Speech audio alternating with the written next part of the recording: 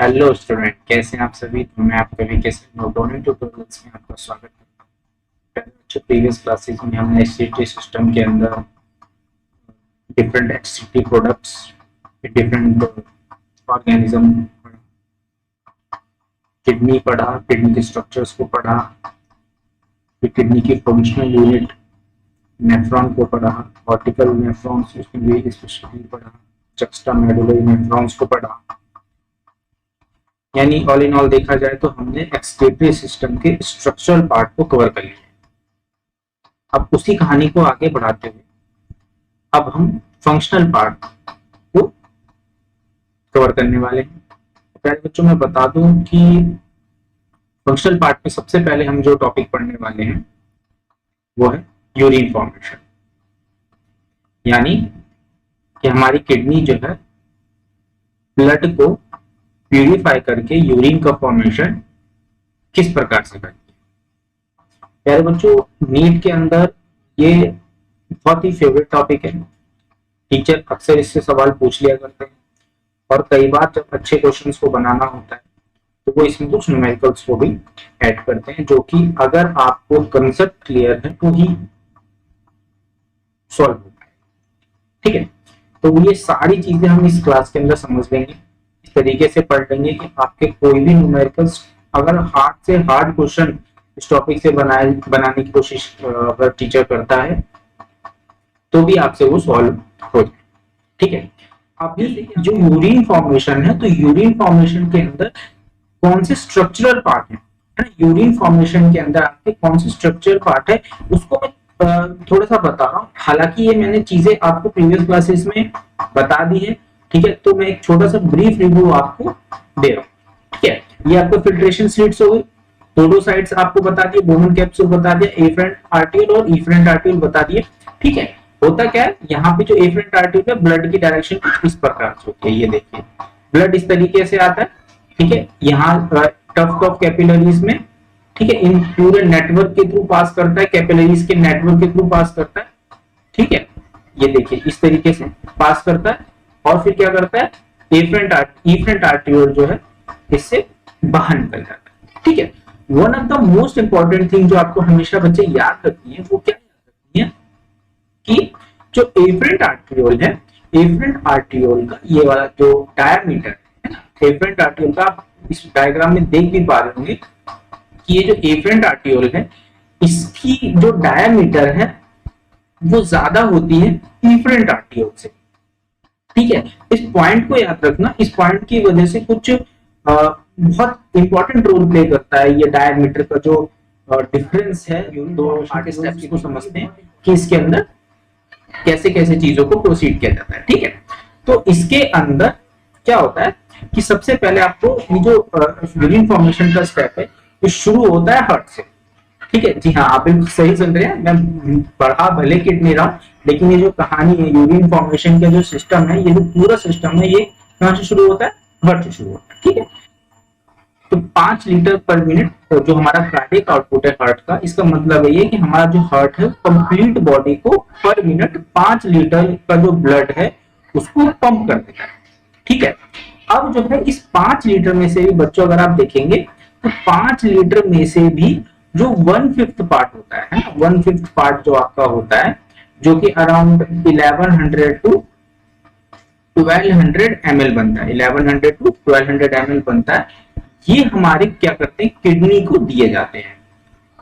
Complete जो हमारे both kidney है, इन दोनों किडनियों को 1100 से 1200 ml पर मिनट का जो ब्लड है वो दिया जाता है। ठीक है, इस 1100 में से जो 1200 ml है ना, 1100 टू 1200 ml है, इसमें से भी अगर आप देखेंगे तो जो काम का होता है, जो एक्चुअली हमारे यूरिन के फॉर्मेशन में रोल प्ले करता है, वो 55% ही होता है। अब आप पूछेंगे सर ये 55% का डेटा कहां से आया, तो प्यारे बच्चों जैसे कि मैंने प्रीवियस 55%, इसका मतलब क्या है कि जो ये ब्लड का प्लाज्मा है बच्चों, यही जो है फिल्ट्रेट की तरह काम करता है। यहाँ पे फिल्ट्रेशन में यूज होता है ब्लड का, जबकि जो ब्लड के सेल्स हैं उनका फिल्ट्रेशन में कोई रोल नहीं होता। वो जिस तरीके से अफरेंट आर्टरियोल से आते हैं, टफ्ट ऑफ कैपिलरी से पास करते हैं ग्लोमेरुलस से, और वापस से इफरेंट आर्टरियोल में चले जाते हैं। कोई भी उनके अंदर चेंजेस नहीं होते हैं, उनके नंबर में किसी प्रकार के चेंजेस नहीं होते हैं, वो नेफ्रॉन्स में फिल्ट्रेट होकर नहीं जाते हैं।